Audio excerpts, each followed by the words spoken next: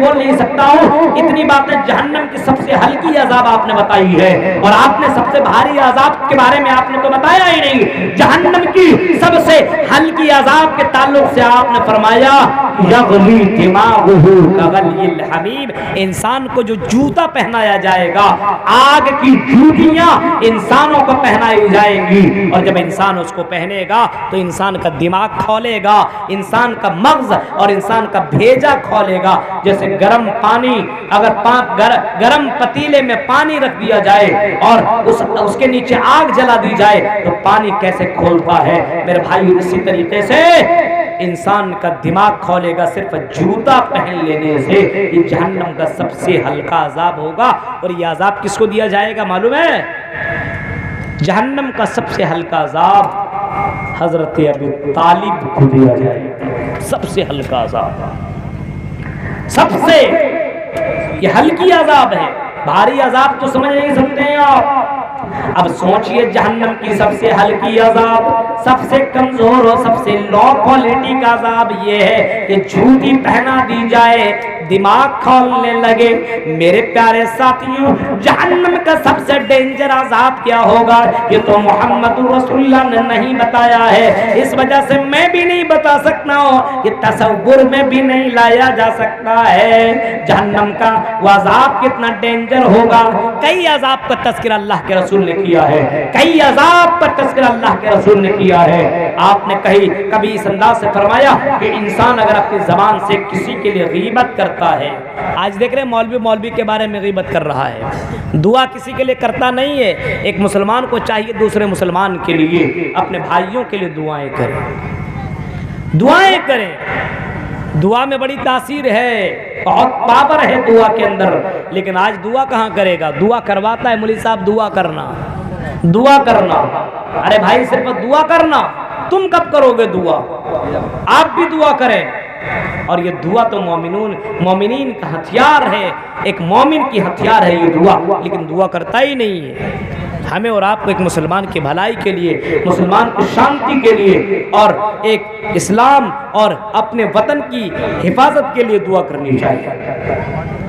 اللہ کے نبی نے کئی دعائیں سکھلائی ہیں, کئی دعائیں اللہ کے رسول صلی اللہ علیہ وسلم نے اپنے صحابہ کو بتائی, کئی دعائیں آپ نے سکھلائی ہیں, کئی طریقے کی دعائیں اللہ کے رسول نے سنائی ہے. اور آپ نے اتنی دعائیں, ایک حسن المسلم چھوٹی سی دعا کی کتاب آتی ہے, اس کو آپ ہندی میں بھی ہے, اردو میں بھی ہے, اس کو ہر کسی کو اپنے گھر میں رکھنا چاہیے. اور اس کے اندر بہت ساری دعائیں موجود ہیں, اس سے بہت ساری دعائیں یاد ہو جائیں گی. دعائیں میرے بھائیوں, جہنم سے بچنے کے لیے دعا بھی کیا کریں. اور جہنم سے اب بچا کیسے جائے؟ دنیا کے جیل سے بچنے کے لیے بہت سارے معاملات ہیں. رشوت دے دیں, کچھ شور سے لگا لیں, بڑے پد میں آپ ہیں تو کچھ کر کے بچا سکتے ہیں, بچ سکتے ہیں. لیکن کوئی آدمی کو جیل کر دے تو ایکشن بھی, عوام ایکشن لے سکتی ہے. باقاعدہ کئی جگہوں پہ اس کے رہا کرو, اس کو رہا کرو, ہاں اس کے اوپر تم نے ظلم کیا ہے, اس کو تم نے بغیر غلطی کے تم نے اس کو سزا دی ہے, نکالو.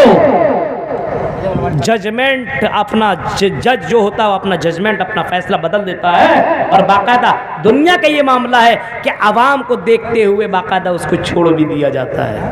چھوڑ دیا جاتا ہے کہ نہیں؟ چھوڑ دیا جاتا ہے. لیکن آج دیکھیے بہت سے مسلمان ہیں, مسلمان کے لیے کچھ نہیں کر رہا ہے. ایک ٹیم ہے جو معصوموں کے لیے کام کر رہی ہے, معصوموں کے لیے.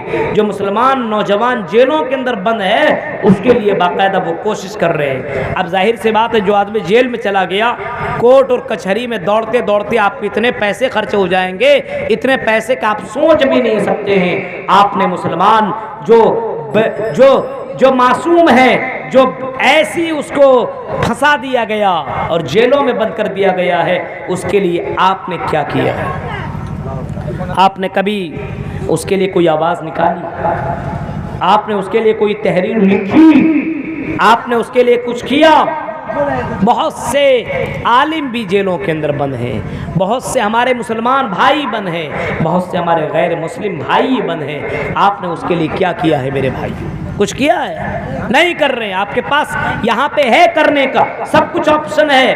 سوشل میڈیا میں آپ باقاعدہ بول سکتے ہیں, ہاں آپ باقاعدہ اس بات کو پہنچا سکتے ہیں کہ آپ نے یہ غلط کیا ہے. اتنی بڑی جماعت ہو کر کے میرے بھائیوں اور اتنی بڑی مسلمانوں کی تعداد ہو کر کے ایک آواز لگانے والا کوئی نہیں بول نہیں رہا ہے. ہم بول دیں گے تو ہم کو بھی بند کر دیا جائے گا.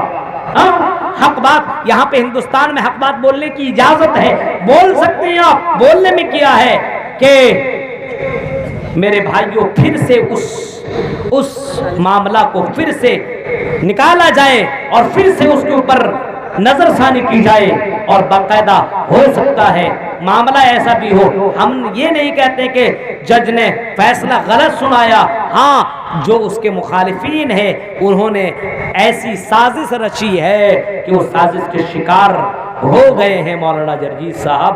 اس وجہ سے اب ہماری بھی کوشش ہونی چاہیے. جب میں مولانا سے ملا تو انہوں نے کہا کہ یہاں پہ کوئی پرابلم نہیں ہے, سب ٹھیک ٹھاک ہے, اللہ کا شکر ہے الحمدللہ, لیکن میں سازش کا شکار ہو گیا ہوں اور میں ان داؤ پیچ کو میں جانتا ہی نہیں تھا. سمپل طریقہ جانتا تھا, کوئی بڑی چیز نہیں تھی.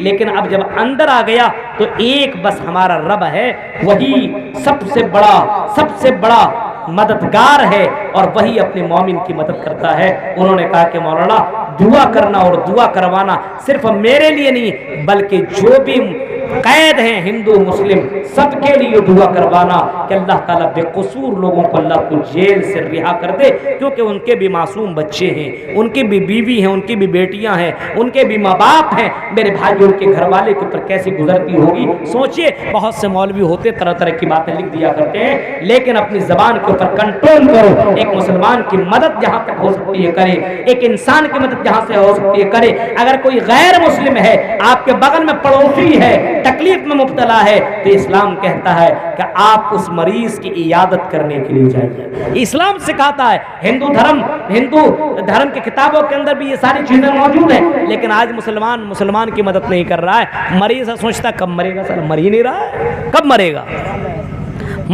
کب. وعیادت المریض, اسلام کہتا ہے کہ مریض کی عیادت کرو. یہ نہیں کہا کہ بغل میں مسلم ہو تبھی تم عیادت کرو, ہاں مسلم ہے تب بھی کرو, غیر مسلم ہے تب بھی کرو. ہم یہ نہیں کہیں گے جیل کے اندر جو مسلمان بنے اسی کے لیے دعا کرو, نہیں, غیر مسلم بھائی جو بنے اس کے لیے بھی دعا کرو, اپنے علماء کے لیے دعا کرو. کم سے کم اتنا تو کر سکتے ہو میرے بھائیوں, تم سے جتنی کوششیں ہو سکتی اتنی کوششیں کرو اور اپنے ان مسلمان بھائیوں کی مدد کرو. اللہ کے رسول نے کیسی کیسی مدد کی ہے, اور واقعات انشاءاللہ کبھی بہت سارے پروگرام لگے ہوئے ہیں, ان پروگرام کے اندر وہ ساری چیزیں بیان کی جائیں گی.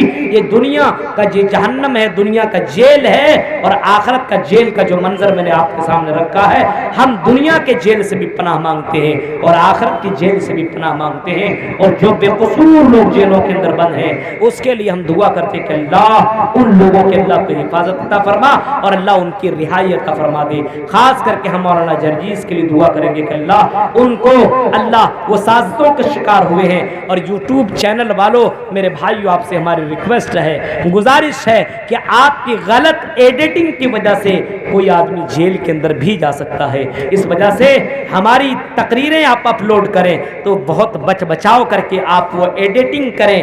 آپ ایسی ایڈٹ نہ کریں جس کی وجہ سے ہم بھی کٹ گھرے میں شامل ہو جائیں. ایسی کوئی کام آپ نہ کریں, کیونکہ مولانا وہاں اندر میں بند ہے. لیکن بتائیے کون آدمی اس کے لیے کیا کیا ہے, کس نے اس کے پاس جا کر کے یا اس کے لیے کس نے مدد کی ہے, ابھی آپ کوئی بھی آدمی بتا سکتا ہے, نہیں کر رہا ہے. ہماری ٹیم, ہم لوگ لگے ہوئے ہیں, بس آپ لوگوں کی سپورٹ کی, دعا کی اور ہر طریقے کی سپورٹ کی ضرورت ہے. ہم دعا کریں گے کہ اللہ تعالیٰ سے اللہ رب العالمین جمعیت اہل حدیث کے بے باک خطیب کو اللہ تو پھر سے جیل سے رہا کر اور اللہ پھر سے ہمارے درمیان میں لا دے, تاکہ توحید کی روشن شمع کرے اور توحید کو لوگوں کے اندر عام کرتے رہے. اللہ رب العالمین جب تک تو ہمیں حفاظت, جب تک زندہ رکھ, اسلام کے اوپر زندہ رکھ, جب بھی خاتمہ ہو ایمان کے اوپر خاتمہ ہو. آمین. وآخر دعوانا الحمدللہ رب العالمین. السلام علیکم ورحمۃ اللہ وبرکاتہ.